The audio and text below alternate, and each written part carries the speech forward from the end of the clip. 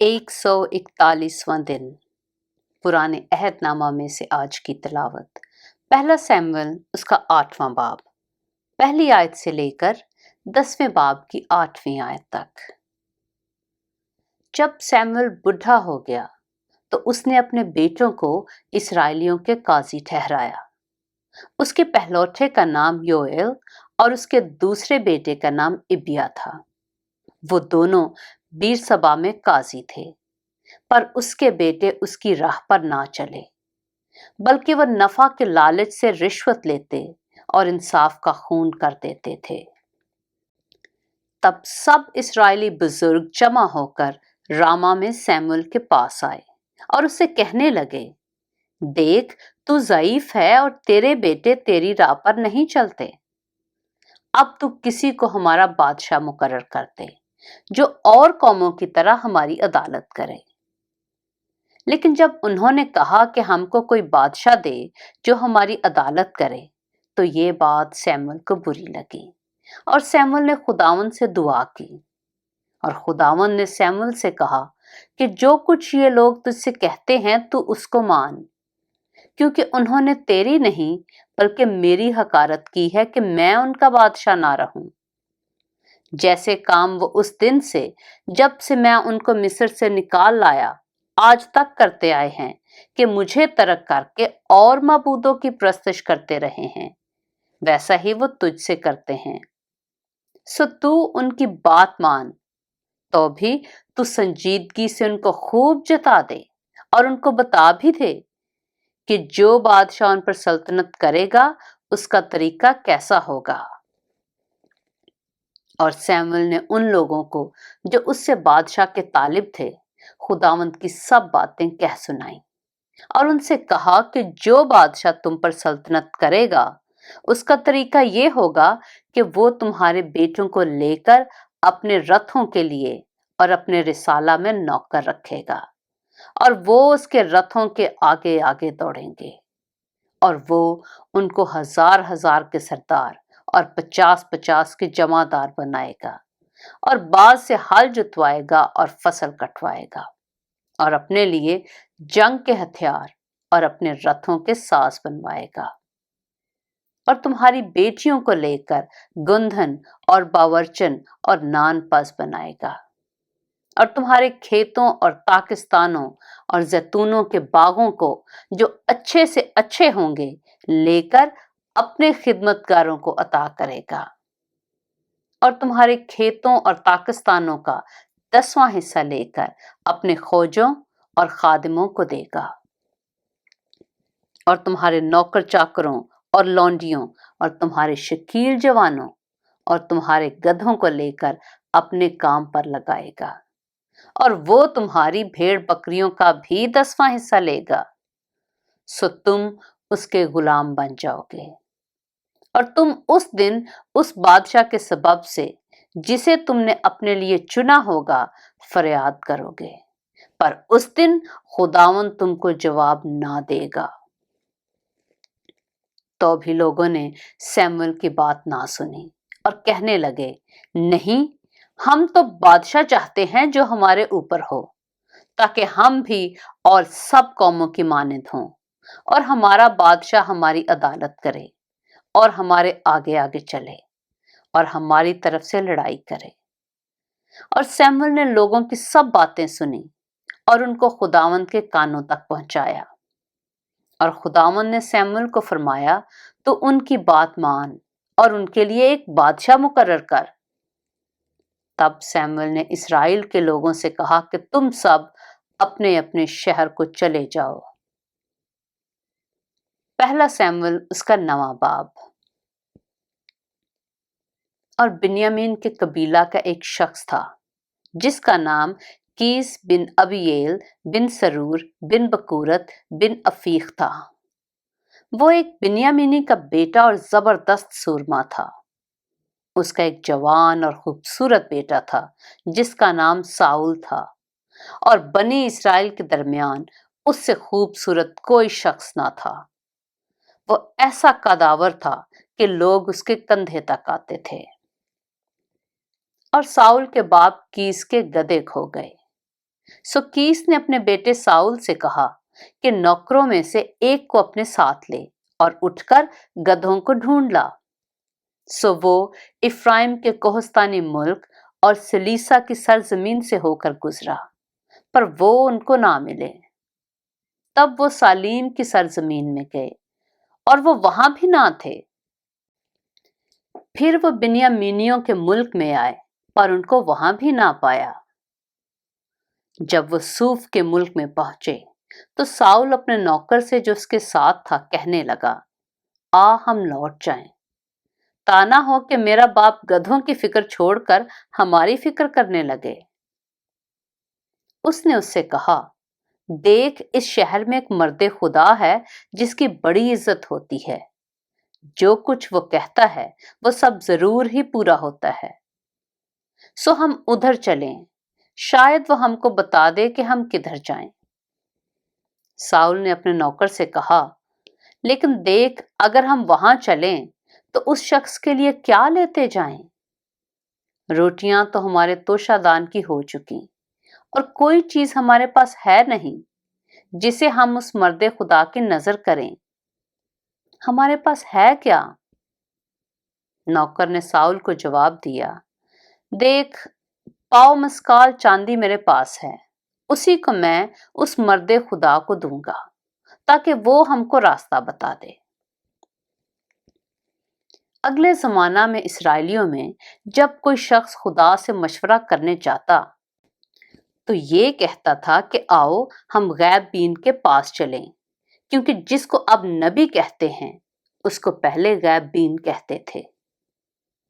तब साउल ने अपने नौकर से कहा, तूने क्या खूब कहा, आ हम चलें।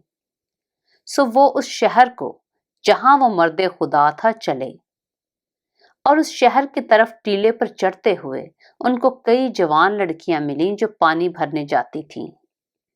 उन्होंने उनसे पूछा, क्या गैब बीन यहाँ है? उन्होंने उनको जवाब दिया, हाँ है, देखो वो तुम्हारे सामने ही है। सो जल्दी करो, क्योंकि वो आज ही शहर में आया है, इसलिए कि आज के दिन ऊंचे मकाम में लोगों की तरफ से कुर्बानी होती है। जो ही तुम शहर में दाखिल होगे वो तुमको पेशतर उससे कि वो ऊंचे मकाम में खाना खाने जाए मिलेगा, क्योंकि जब तक वो ना पहुंचे लोग खाना नहीं खाएंगे, इसलिए कि वो कुर्बानी को बरकत देता है, उसके बाद मेहमान खाते हैं। सो अब तुम चढ़ जाओ, क्योंकि इस वक्त वो तुमको मिल जाएगा। सो वो शहर को चले और शहर में दाखिल होते ही देखा कि सैमुअल उनके सामने आ रहा है ताकि वो ऊंचे मकाम को जाए।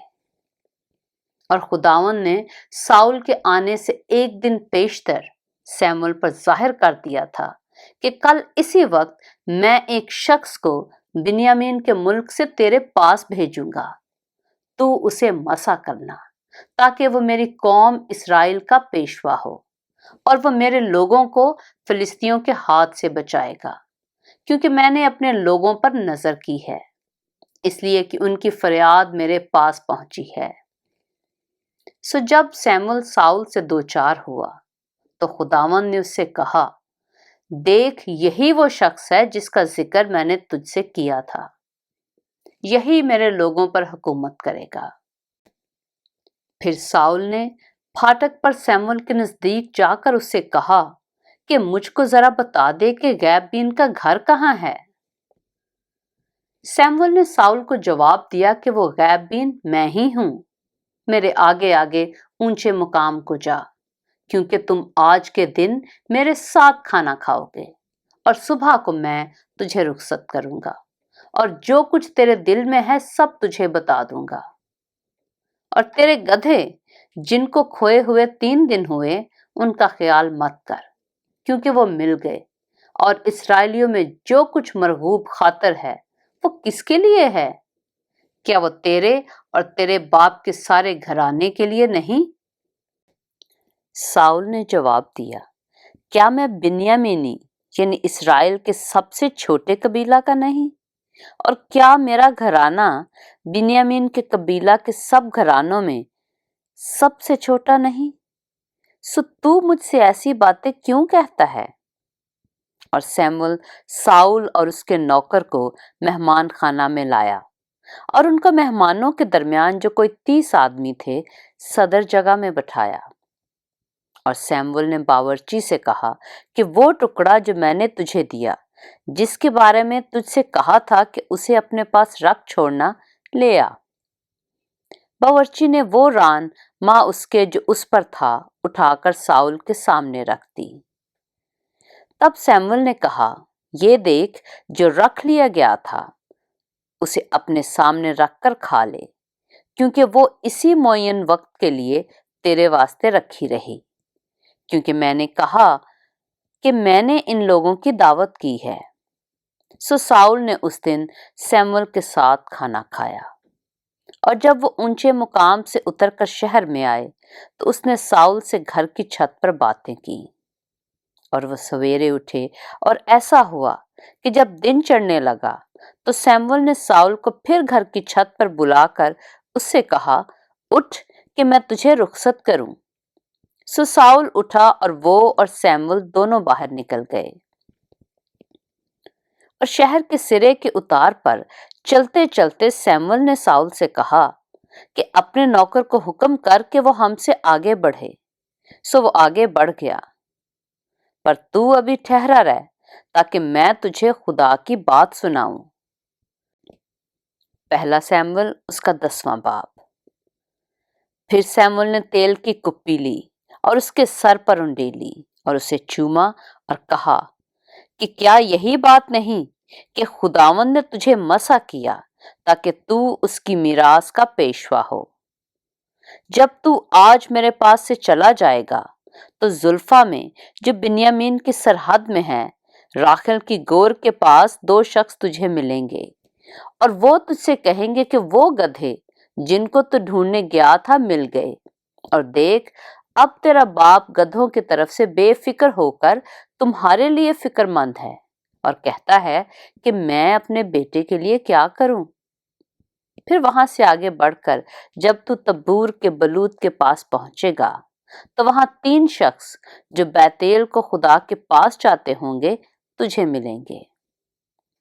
एक तो बकरी के 3 बच्चे, दूसरा रोटी के 3 गिरदे और तीसरा मैं का 1 मशकीजा लिए जाता होगा। और वो तुझे सलाम करेंगे और रोटी के 2 गिरदे तुझे देंगे, तो उनको उनके हाथ से ले लेना। और बाद उसके तो खुदा के पहाड़ को पहुंचेगा जहां फिलिस्तियों की चौकी है। और जब तू वहां शहर में दाखिल होगा तो नबियों की एक जमात जो ऊंचे मुकाम से उतरती होगी तुझे मिलेगी और उनके आगे सितार और दफ और बांसुरी और बरबत होंगे और वो नबूवत करते होंगे। तब खुदावंद की रूह तुझ पर जोर से नाजिल होगी और तू उनके साथ नबूवत करने लगेगा और बदलकर और ही आदमी हो जाएगा। सो जब ये निशान तेरे आगे आए तो फिर जैसा मौका हो वैसा ही काम करना, क्योंकि खुदा तेरे साथ है। और तू मुझसे पेशतर जिलजाल को जाना और देख, मैं तेरे पास आऊंगा ताकि सोख्तनी कुर्बानियां करूं और सलामती के ज़बीहों को ज़बा करूं। तू 7 दिन तक वहीं रहना जब तक मैं तेरे पास आकर तुझे बता ना दूं कि तुझको क्या करना होगा। पाक कलाम के पढ़े और सुने जाने पर खुदावंद की बरकत हो।